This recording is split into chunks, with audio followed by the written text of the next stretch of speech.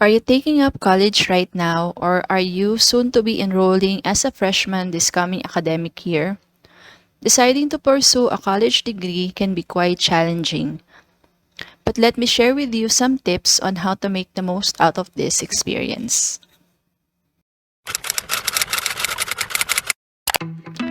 Hello, I'm Elena, and this is a new episode of my e-class in Bites. If you like topics about education, technology, and content creation, subscribe to this channel to not miss my future uploads. I'm grateful to you for being here. For most people, including me, getting a college degree is a significant investment of time and money. Of course, you want this experience to be beneficial on your part as future employees or even bosses of your own company someday. So here are some tips on how you can make your college life meaningful as possible. Choose the right course or major. Choose a course or major that aligns with your interests, strengths, and career goals. By doing so, it will help you to stay motivated throughout your college journey and prepare you for a fulfilling career. Although not all can have this option, at least enroll in a course or major that you will be able to endure until you finish it to avoid wasting resources. In my own experience, the degree I finished was suggested by my father because during those times, information technology, or as we know, IT, was an emerging field. And the scholarship I passed required me to take up a course related to science or technology. So even though it was not in my interest, I enrolled in that course and thankfully was able to graduate from it.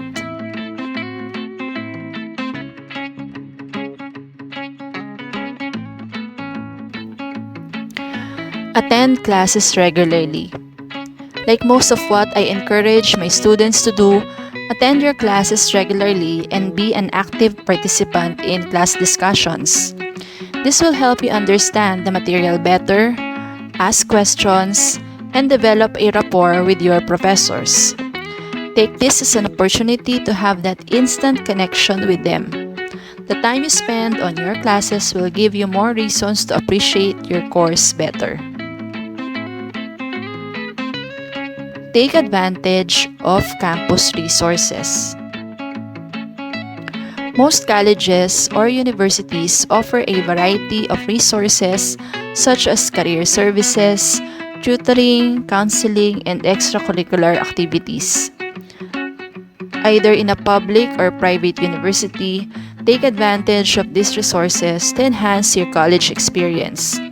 This may also develop skills that will help you succeed after graduation.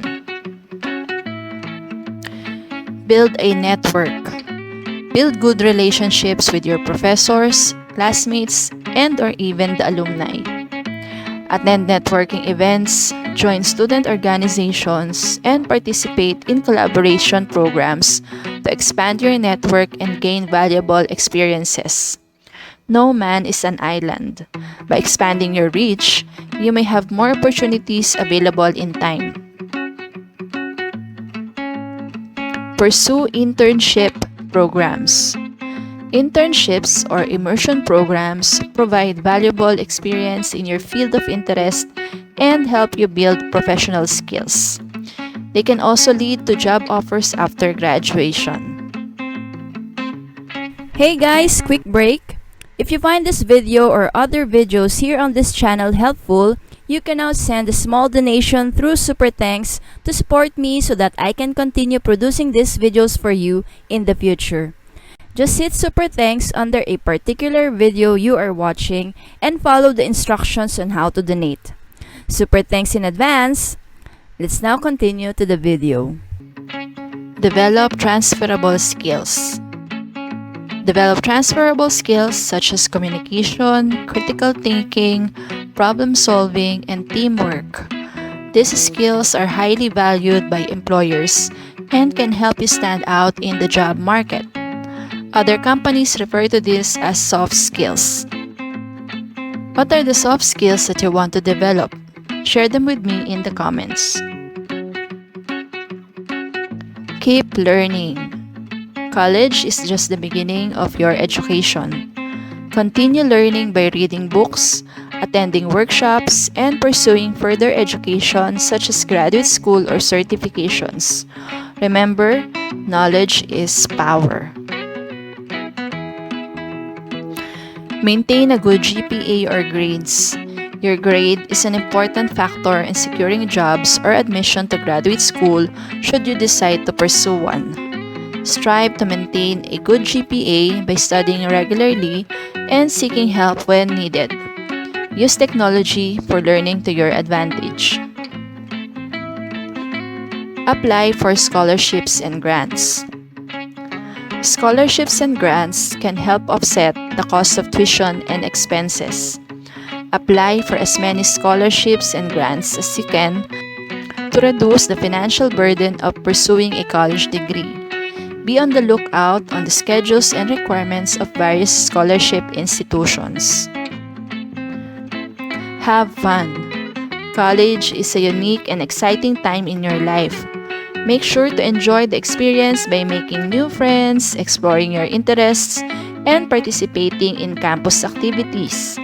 This is also the best time to further your self-awareness that will help you be better prepared for the workforce. Apply these tips to help you in your college journey. There are many challenges along the way, but with proper planning, hard work, and perseverance, you will succeed and be able to graduate in your chosen field. I hope this episode was able to empower you as future college students, so please also share this with others. Comment down below if you have other questions or insights about this topic. And don't forget to subscribe to my channel. Thanks and see you in the next episode of my E-Class Invites.